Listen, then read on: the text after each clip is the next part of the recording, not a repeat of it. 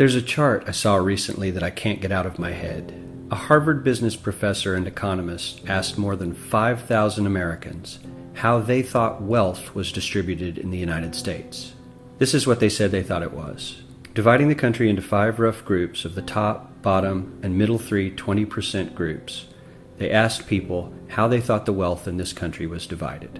Then he asked them what they thought was the ideal distribution. And 92%, that's at least 9 out of 10 of them, said it should be more like this. In other words, more equitable than they think it is. Now that fact is telling, admittedly, the notion that most Americans know that the system is already skewed unfairly. But what's most interesting to me is the reality compared to our perception. The ideal is as far removed from our perception of reality as the actual distribution is from what we think exists in this country. So ignore the ideal for a moment. Here's what we think it is again. And here is the actual distribution. Shockingly skewed. Not only do the bottom 20% and the next 20%, the bottom 40% of Americans barely have any of the wealth. I mean, it's hard to even see them on the chart. But the top 1% has more of the country's wealth than 9 out of 10 Americans believe the entire top 20% should have. Mind-blowing. But let's look at it another way, because I find this chart kind of difficult to wrap my head around. Instead, let's reduce the 311 million Americans to just a representative 100 people. Make it simple.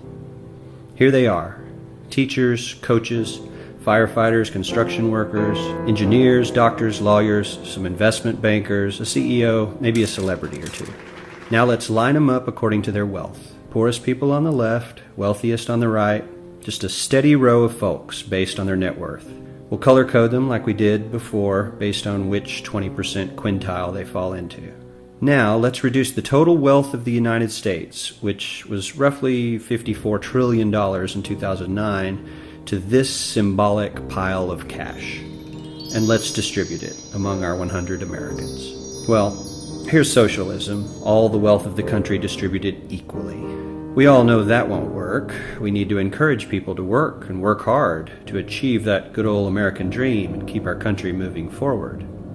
So, here's that ideal we asked everyone about. Something like this curve.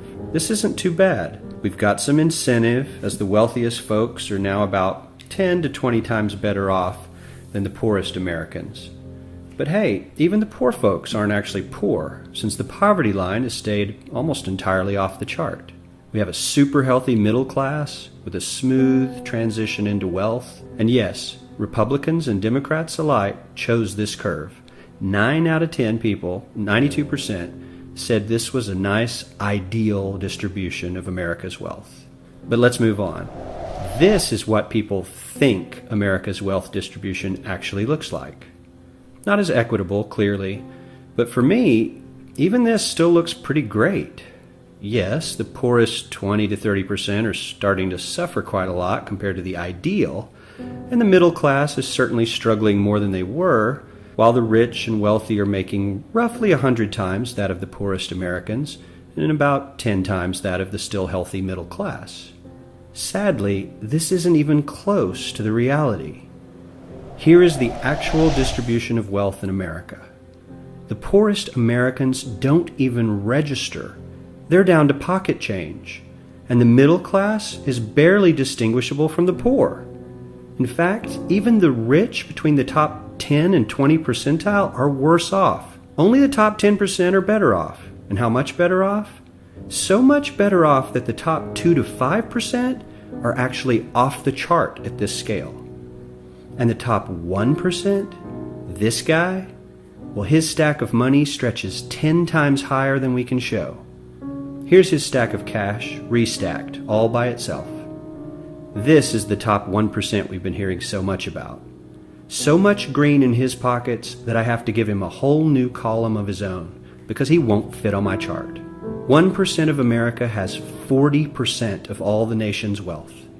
The bottom 80%, 8 out of every 10 people, or 80 out of these 100, only has 7% between them. And this has only gotten worse in the last 20 to 30 years. While the richest 1% take home almost a quarter of the national income today, in 1976 they took home only 9%, meaning their share of income has nearly tripled in the last 30 years. The top 1% own half the country's stocks, bonds, and mutual funds. The bottom 50% of Americans own only 0.5% of these investments, which means they aren't investing. They're just scraping by. I'm sure many of these wealthy people have worked very hard for their money, but do you really believe that the CEO is working 380 times harder than his average employee? Not his lowest paid employee, not the janitor, but the average earner in his company. The average worker needs to work more than a month to earn what the CEO makes in 1 hour.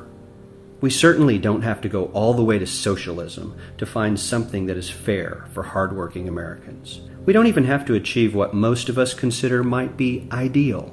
All we need to do is wake up and realize that the reality in this country is not at all what we think it is.